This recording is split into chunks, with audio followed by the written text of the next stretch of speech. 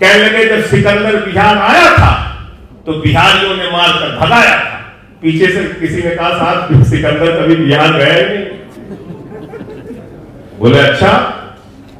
फिर गए वहां खलीलाबाद, संत कबीर नगर, कहने लगे बाबा गुरु नानक देव जी, बाबा गोरखनाथ जी, संत कबीर जी एक साथ बैठ के मीटिंग करते थे। फिर किसी ने बताया भैया वो तो 100 साल का उनके जीवन काल में अंतर था, मीटिंग साथ में कैसे करते थे। फिर कहने लगे हम इस देश के 125 करोड़ लोगों को घर बांट चुके हैं। कहने लगे साहब इतना तो घर ही नहीं बना है, पूरे देश में इतना घर ही नहीं जितना आपने बांट दिया। फिर जाके एक सभा में बोले भारत की 600 करोड़ आबादी है। मैंने कहा पूरी दुनिया की 600 करोड़ आबादी है, कह रहे हम 600 करोड़ लोगों ने हमको चुन के भेजा। ऐसे हमारे प्रधानमंत्री अद्भुत प्रधानमंत्री है। कहने लगे नाली के गैस से हमने चाय बनाई है। एक ठेले वाला जुड़ गया और गैस से बदबू आने लगी। कहां से आएगी नाली से गैस? नाली में पाइप लगाया, बदबू आने लगी। बताते हैं जिस स्टेशन पे हमने चाय बेची थी और जिस वर्ष में चाय बेची थी, पता चला उस वर्ष में वो स्टेशन बना ही नहीं था गुजरात के अंदर। फिर एक चैनल पे कहने लगे, आज तक चैनल पे इंटरव्यू दिया, कहने लगे 33 साल हमने भीख मांगी। अरे कुछ भी बोल देते प्रधानमंत्री जी। अरे आप प्रधानमंत्री हो देश की, कुछ गरिमा तो रखो, कुछ तो गरिमा रखो। 9 साल में हिंदुस्तान में एक प्रेस वार्ता नहीं की प्रधानमंत्री ने। अमेरिका में गए, वहां फंस गए। अमेरिका में गए, फंस गए।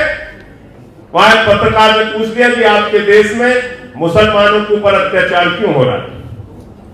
तो कहने लगे नहीं हमारा तो बहुत बढ़िया लोकतंत्र है, बहुत मिल के रहते हैं, सबका साथ है, सबका विकास है, सबका प्रयास है, सबका विश्वास है। लंबी चौड़ी अपना हाथ के निकल लिए। कल मैंने उनकी तस्वीर देखी बहुत सालों के बाद, मेरा मन बड़ा भावुक हो गया।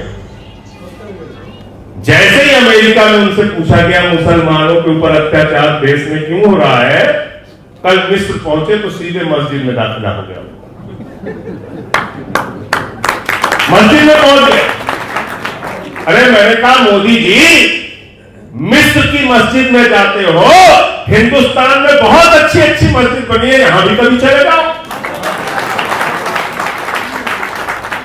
इसमें क्या बुराई है हमको बताओ। मिस्र में जाकर मुसलमानों को गले लगा रहे हो, हिंदुस्तान के भी मुसलमानों को गले लगाना सीख लो। यहां तो आप भाषण देते हो कपड़े से पहचान लेता हूं। वहां कपड़े से नहीं पहचान पाए मिस्र में। वो तो दाढ़ी भी रखे थे मौलाना साहब, बड़े लंबी सी, कपड़ा भी वैसे पहने थे। उनको तो गले लगा रहे थे, जोर जोर से लगा रहे थे कि नहीं लगा रहे। दुबई में जाते हैं तो शेखों को गले लगाते हैं जोर से, पाकिस्तान में जाते हैं तो नवाज शरीफ को लगाते हैं जोर से गले। अरे कभी फैसल खान लाला को भी लगा दो गले। ये मामून भाई हमारे बहुत अच्छा काम करते हैं, इनको भी गले लगा लीजिए। क्या दिक्कत है? कोई दिक्कत है क्या? परेशानी है क्या? बाहर नौटंकी करने का काम करते हैं। पाकिस्तान में जाएंगे तो नवाज शरीफ को गले लगाएंगे, उनकी माता जी का पैर छुएंगे। दुबई में जाएंगे तो शेखों को गले लगाएंगे, मिस्र में जाएंगे तो मौलाना लोगों को गले लगाएंगे, मस्जिद में भी जाके घूमेंगे, हिंदुस्तान में आके नफरत फैलाएंगे। आम आदमी पार्टी इस राजनीति का विरोध करती है। हम चाहते हैं इस देश में अमन, चैन और भाईचारा कायम रहना चाहिए और इसको तोड़ने की जो कोशिश करेगा उसके खिलाफ हम लोग मिलते हैं। क्योंकि ये देश सबका है, न तेरा है न मेरा है, न ये हिंदुस्तान सबका है। और नहीं समझी गई ये बात तो नुकसान सबका है। ये हम सबका देश है। यही तो यहां की खूबसूरती है। मोदी जी जो बात आपने मिस्र में समझी, वो आप चले जाते बनारस के संकट मोचन के मंदिर में तब भी समझ में आ जाता। ये वो मुल्क है जहां बिस्मिल्लाह खान की सहनाई संकट मोचन के मंदिर में गूंजती है। ये वो मुल्क है जहां मलिक मोहम्मद जायसी पद्मावत लिखते हैं। ये वो मुल्क है जहां रस्थान को पढ़कर हम भगवान कृष्ण के बारे में जानते हैं। ये वो मुल्क है जहां मोहम्मद रफी गाना गाते हैं, सुख के सब साथी दुख में न कोई, मेरे राम तेरा नाम एक सांचा दूजा न कोई। ये वो हिंदुस्तान, हमारी मिली जुली संस्कृति है, हमारी साझा संस्कृति, वर्षों से हमारी संस्कृति, सालों साल से हमारी संस्कृति।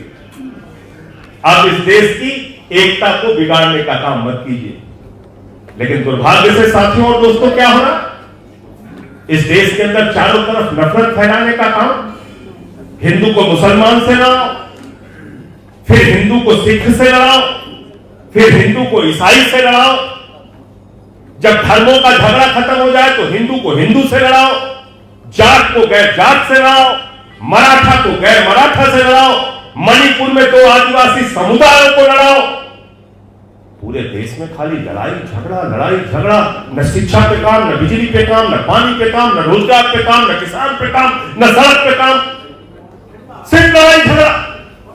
टीवी पे बैठ जाते हैं, वहां झगड़ा करने लगते हैं भाजपाई। तो मैंने तो भाजपाइयों को कह दिया है कि अब तुम्हारी पार्टी का नाम हम लोग भारतीय जनता पार्टी से बदल के भारतीय झगड़ा पार्टी रख देंगे। झगड़ा कराते हुए पूरे देश,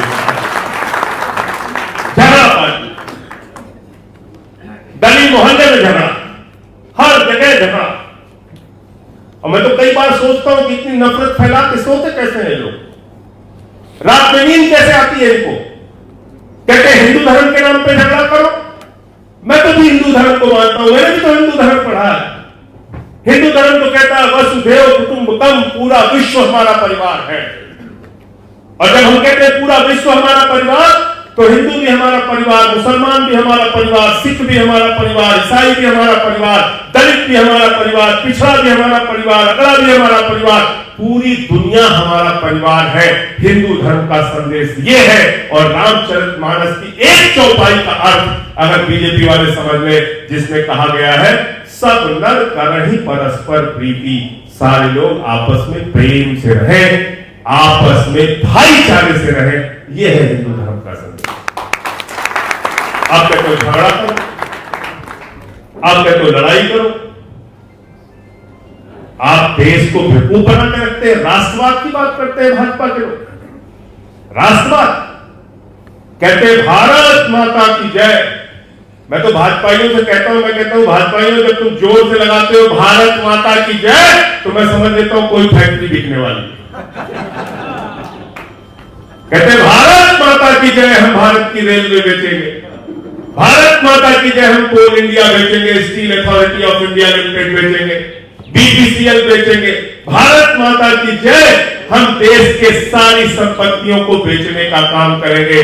मैं कहना चाहता हूं रामपुर के लोगों, भारत माता की जय भारत की संपत्ति को बेचने से नहीं होगा।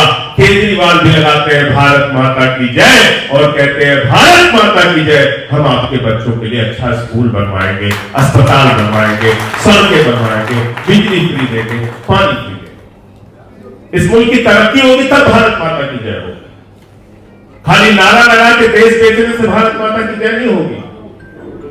और अब क्या हो रहा है देश के अंदर, आपके लिए पैसा नहीं है सरकार के पास, रोजगार मांगिए कहते पैसा नहीं, फसल का दाम मांगिए कहते पैसा नहीं, कहते महंगाई कम कर दीजिए कहते पैसा नहीं। आज महंगाई आसमान पे सारी चीजों का, गैस के सिलेंडर का दाम बढ़ गया, सरसों के तेल का दाम बढ़ गया, पेट्रोल का दाम बढ़ गया, डीजल का दाम बढ़ गया, कैंसर की दवा का दाम बढ़ गया, किडनी की दवा का दाम बढ़ गया, टीबी की दवा का दाम बढ़ गया, हार्ट की दवा का दाम बढ़ गया। आप कहिए भाई महंगाई कम कर दो, कहते पैसा नहीं। तो मैंने पूछा भाई पैसा गया कहां? हमसे तो हर दिन टैक्स लेते हो, हम तो छोटी छोटी चीज खरीदते तब भी सरकार को टैक्स देते। तो पता चला क्योंकि मैं पार्लियामेंट में हूं तो वहां नजर रहती है, तो पता चला सारा का सारा पैसा उठाकर, सारी की सारी संपत्ति उठाकर नरेंद्र मोदी जी अपने एक मित्र को दे रहे हैं। क्या नाम है उसका? क्या नाम है? सब जानते हैं। आकाश में चले जाइए तो हवाई जहाज अडानी का, जमीन पर आ जाइए तो एयरपोर्ट अडानी का, समुद्र में चले जाइए तो सीपोर्ट अडानी का, पाताल में चले जाइए तो कोयला अडानी का, गैस अडानी का, बिजली अडानी की, सड़क अडानी का, पानी अडानी का, स्टेडियम अडानी का, आकाश से लेकर पाताल तक नरेंद्र मोदी जी ने सब कुछ अपने दोस्त अडानी को दे दिया और उसके बाद 2.5 लाख करोड़ रुपए का कर्जा दिया। ये हमारा रैयान है, बहुत अच्छा बोलता है, अगर 2.5 लाख का कर्जा लेने जाए चप्पल गिर जाएगी। 2.5 लाख करोड़ का कर्जा उठा के दे दिया अडानी। चंद पूंजीपतियों का 11 लाख करोड़ रुपए माफ किया। तो अब आपको समझ में आया कि नफरत क्यों फैलाई जाती है? आपको समझ में आया कि आपको हिंदू मुसलमान का झगड़ा क्यों कराया जाता है? इसलिए कराया जाता है, बिल्कुल सही कहा आपने, ध्यान भटकाने के लिए कि आप अपने बच्चों के स्कूल पर सवाल न पूछो।